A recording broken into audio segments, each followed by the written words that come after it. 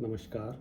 श्रीमद्वाल्मीकि रामायणे अरण्यकाण्डे त्रिचत्वारिंशः सर्गः।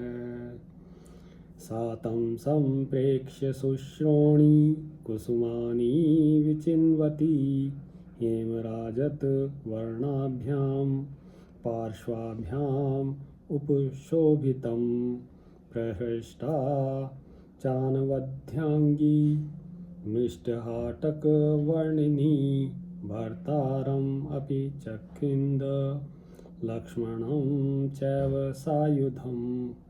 वह मृग सोने और चांदी के समान कांति वाले पार्श्वभागों से सुशोभित था। शुद्ध सुवर्ण के समान कांति तथा निर्दोष अंगों वाली सुंदरी सीता फूल चुनते चुनते ही उस मृग को देखकर मन ही मन बहुत प्रसन्न हुई और अपने पति श्री राम तथा देवर लक्ष्मण को हथियार लेकर आने के लिए पुकारने लगी।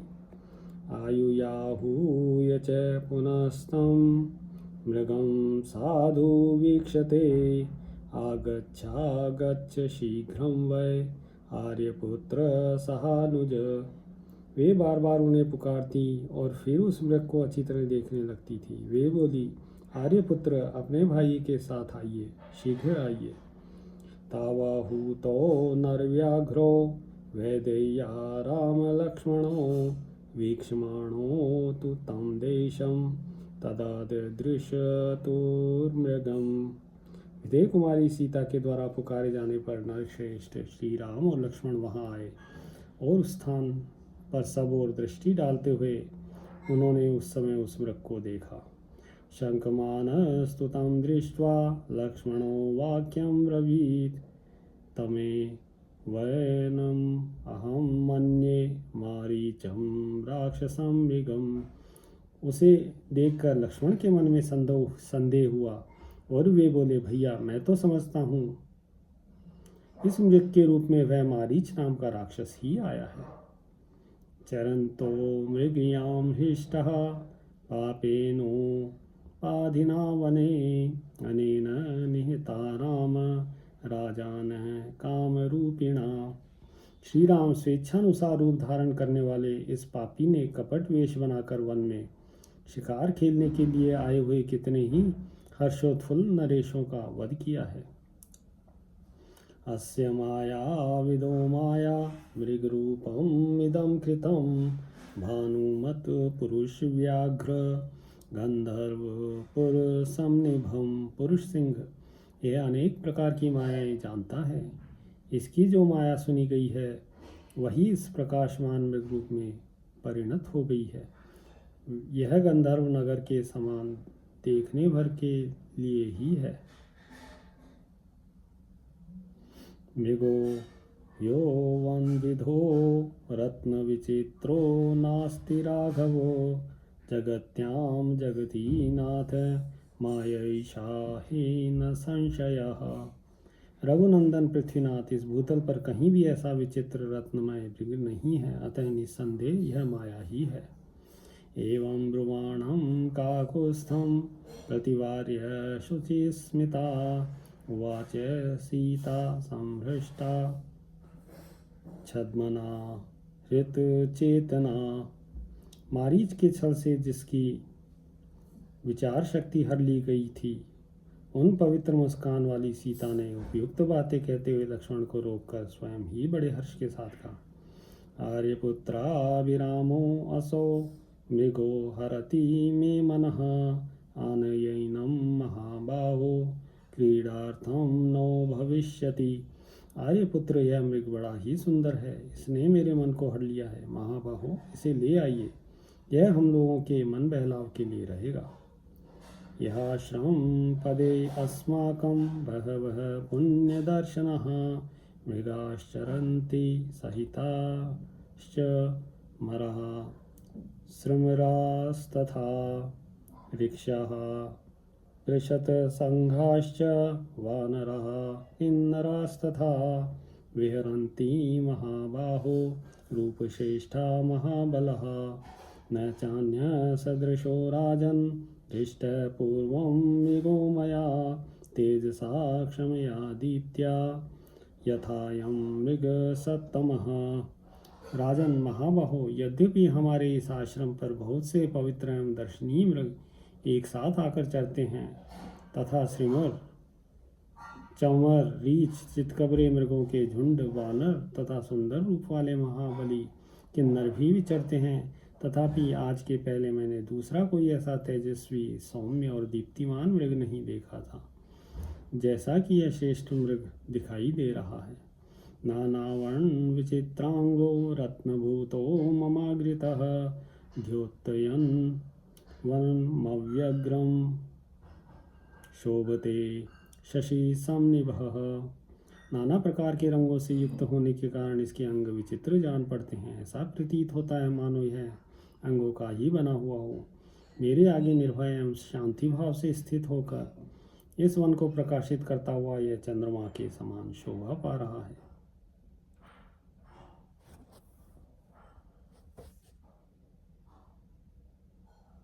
अहो रूपम अहो लक्ष्मी स्वर संपच्च शोभना मृगो अद्भुतो विचित्रांगो हृदयं हरतीव में।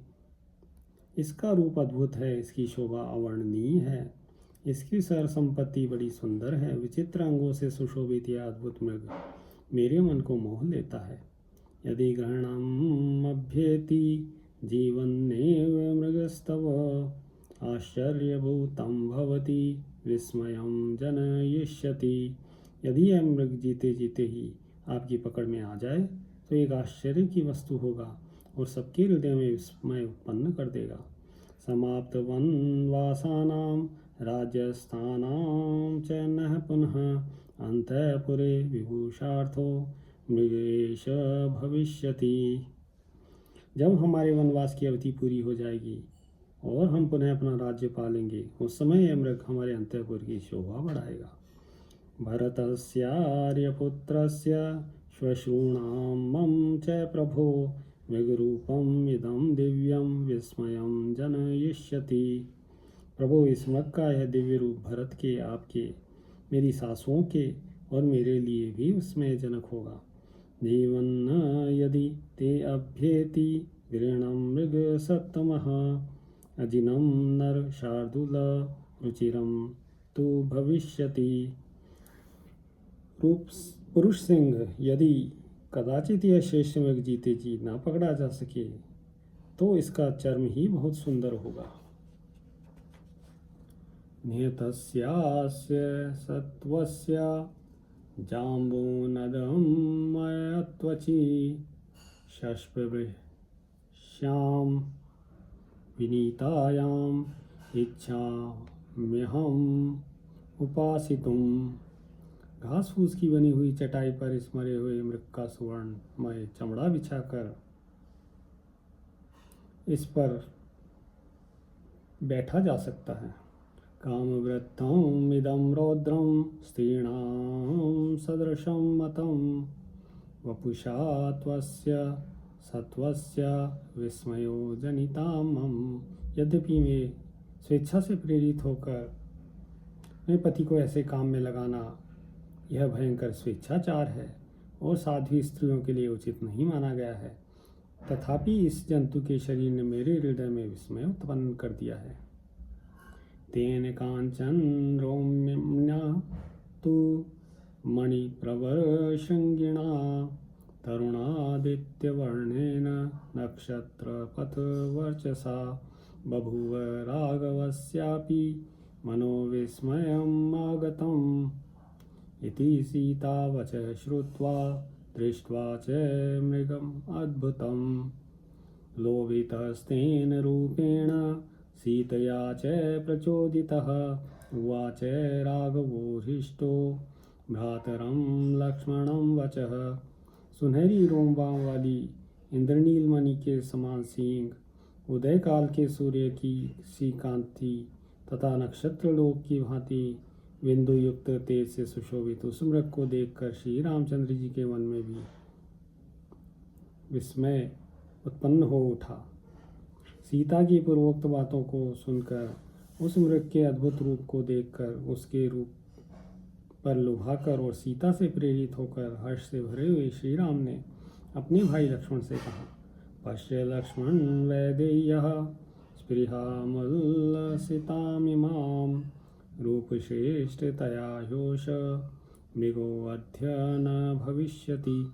लक्ष्मण, देखो तो सही, विदेह नंदिनी सीता के मन में इस मृग को पाने के लिए कितनी प्रबल इच्छा जाग उठी। वास्तव में इसका रूप है भी बहुत सुंदर।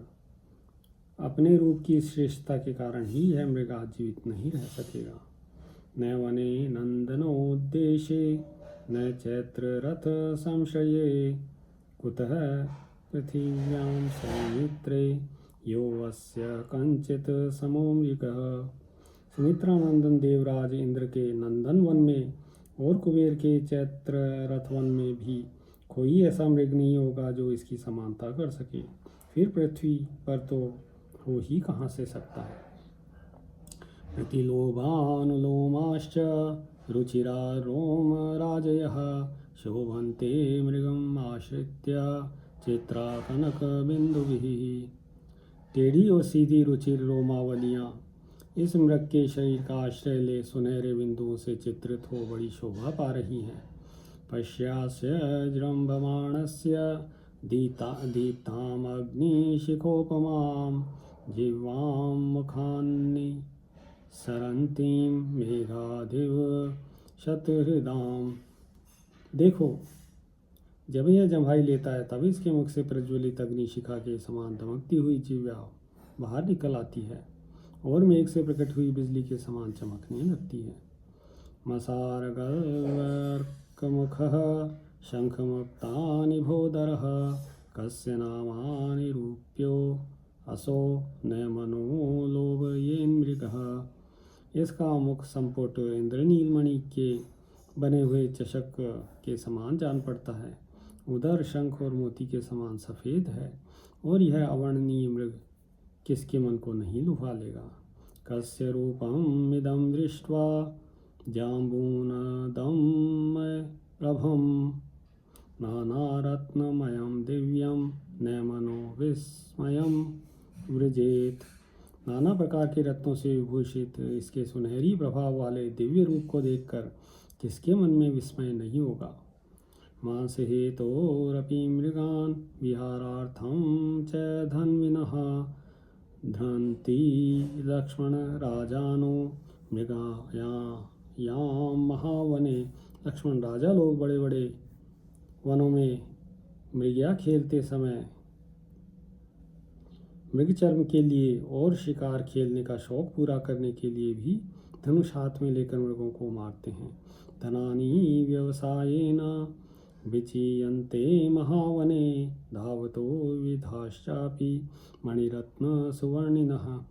मृगया के उद्योग से ही राजा लोग विशाल वन में धन का संग्रह करते हैं, क्योंकि वहाँ मणिरत्न और सुवर्ण आदि से युक्त नाना प्रकार की धातुएं उपलब्ध होती है।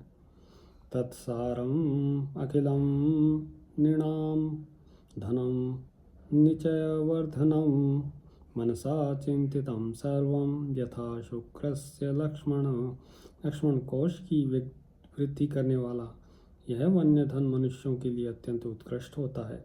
ठीक उसी तरह जैसे ब्रह्म भाव को प्राप्त हुए पुरुष के लिए मन के चिंतन मात्र से ही प्राप्त हुई सारी वस्तुएं अत्यंत उत्पन्न बताई गई हैं। अर्थीयेनार्थकृत्येन संव्रजत्य विचारयन् तमर्थम् अर्थशास्त्रज्ञः प्राहुरर्थ्यः सुलक्ष्मणः। लक्ष्मण, अर्थी मनुष्य जिस अर्थ का संपादन करने के लिए उसके प्रति आकृष्ट हो बिना विचारे ही चल देता है, उस अत्यंत आवश्यक प्रयोजन को ही अर्थ साधन में चतुर एवं अर्थशास्त्र के ज्ञाता विद्वान अर्थ कहते हैं।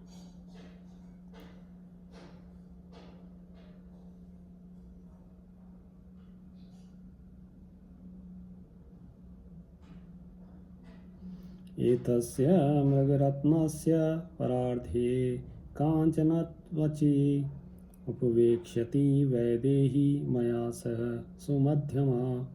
इस रत्न स्वरूप श्रेष्ठ मृग के बहुमूल्य सुनहरे चमड़े पर विदेह राजनंदिनी सीता मेरे साथ बैठेंगी। न कादली न प्रियकी न प्रवेणी न चाविकी भवेदे तस्य सदृशी स्पर्शे अनेनेति मे मतिः। कदली, प्रियक,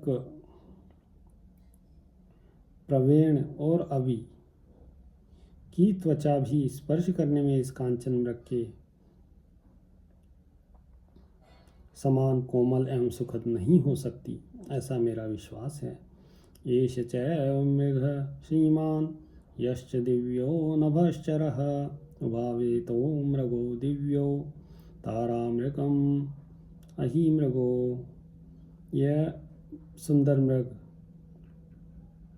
और वह जो दिव्य आकाशचारी मृग है, ये दोनों ही दिव्य मृग हैं। इनमें से एक तारा मृग और दूसरा महिमृग है। यदि वायां यथायन्मां भवेद् वदसि लक्ष्मण मायैषा राक्षसस्येति कर्तव्यो अस्य वधो मया। लक्ष्मण, तुम मुझसे जैसा कह रहे हो यदि वैसा ही यह मृग हो, यदि ये राक्षस की माया ही हो, तो भी मुझे उसका वध करना ही चाहिए। एतेन ही नृशंसेन मारीचेना कृतात्मना वने विचरता पूर्वम हिंसिता मुनि पुंगवः।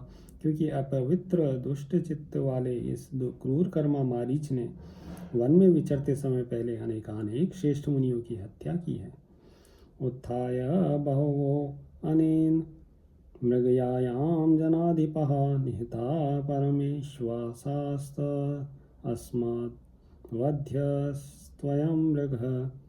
इसने मृगया के समय प्रकट होकर बहुत से महाधनुर्धर नरेशों का वध किया है, अतः इस मृग के रूप में इसका भी वध अवश्य करने योग्य है।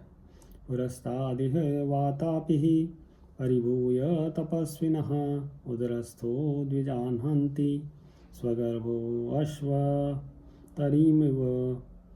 इसी वन में पहले वातापी नामक राक्षस रहता था, जो तपस्वी महात्माओं का तिरस्कार करके कपटपूर्ण उपाय से उनके पेट में पहुंच जाता और उनको नष्ट कर देता था। स कदाचिच्चिराल्लोभा दासाद् महामुनिम् अगस्त्यं तेजसा युक्तं भक्ष्यस्तस्य बभूवः। वह वातापी एक दिन दीर्घ काल के पश्चात लोभ श्रेष्ठ मुनि अगस्त्य जी के पास जा पहुंचा और उनका आहार बन गया, उनके पेट में पहुंच गया। समुत्थाने च तद्रूपं कर्तुकामं समीक्षितम् उस्मयित्वा तु भगवान वातापीम् इदं ब्रवीत्। शाद के अन्न में जब वह अपना राक्षस रूप प्रकट करने की इच्छा करने लगा, उनका पेट फाड़ कर निकल के आने को उद्यत हुआ, तब उस वातापी को लक्ष्य करके भगवान अगस्त्य मुस्कुराए और उससे इस प्रकार बोले। त्वया विज्ञाप्य वातापे परिभूताश्च तेजसा जीवलोके द्विजश्रेष्ठास्तस्मादसि जरां गतः। वातापे, तुमने बिना सोचे विचारे इस जीव जगत में बहुत से श्रेष्ठ ब्राह्मणों को अपने तेज से तिरस्कृत किया है, उसी पाप से अब तुम बच गए। तद्रक्षो न भवे देव वातापेरिव लक्ष्मण मद्विधं यो अति मन्येत धर्म नित्यं जितेंद्रियम। लक्ष्मण, जो सदा धर्म में तत्पर रहने वाले मुझ जैसे जितेंद्रिय पुरुष का भी अतिक्रमण करे, उस मारीच नामक राक्षस को भी वातापी के समान नष्ट हो जाना चाहिए। भवेद् तो अयं वातापी अगस्त्येनेव मागतः इह त्वं भव सन्नद्धो यंत्रितो रक्ष मैथिलीं। जैसे वातापी अगस्त्य के द्वारा नष्ट हुआ, उसी प्रकार यह मारीच अब मेरे सामने आकर अवश्य ही मारा जाएगा। तुम अस्त्र और कवच आदि से सुसज्जित हो जाओ और यहाँ सावधानी के साथ मिथिलेश कुमारी की रक्षा करो। अस्यामाय तम् अस्माकं यत्कृत्यं रघुनन्दन अहमेनं वधिष्यामि ग्रहीष्याम्यथवा मृगम्। रघुनंदन, हम लोगों का जो आवश्यक कर्तव्य है वह सीता की रक्षा के ही अधीन है। मैं इस मृग को मार डालूंगा अथवा इसे जीता ही पकड़ लाऊंगा। यावद् गच्छामि सौमित्रे मृगमानयितुं धृतुं पश्य लक्ष्मण वैदेय्या मृगत्वचि गतां स्पृहां। सुमित्रा कुमार लक्ष्मण, देखो इस मृग का चर्म हस्तगत करने के लिए विदेह नंदिनी को कितनी उत्कंठा हो रही है।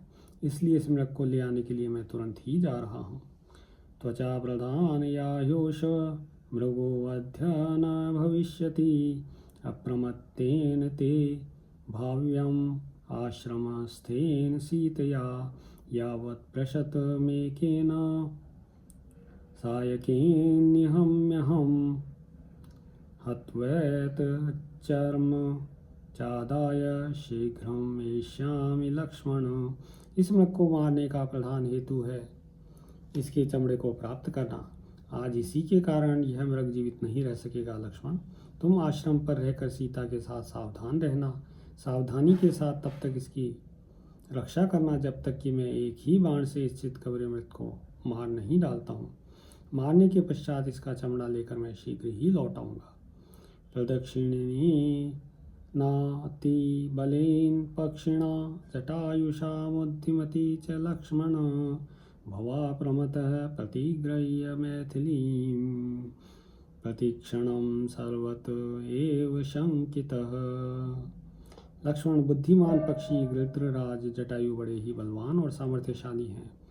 उनके साथ ही यहाँ सदा सावधान रहना। मिथिलेश कुमारी सीता को अपने संरक्षण में लेकर प्रतिक्षण सब दिशाओं में रहने वाले राक्षसों की ओर से चौकन्ने रहना।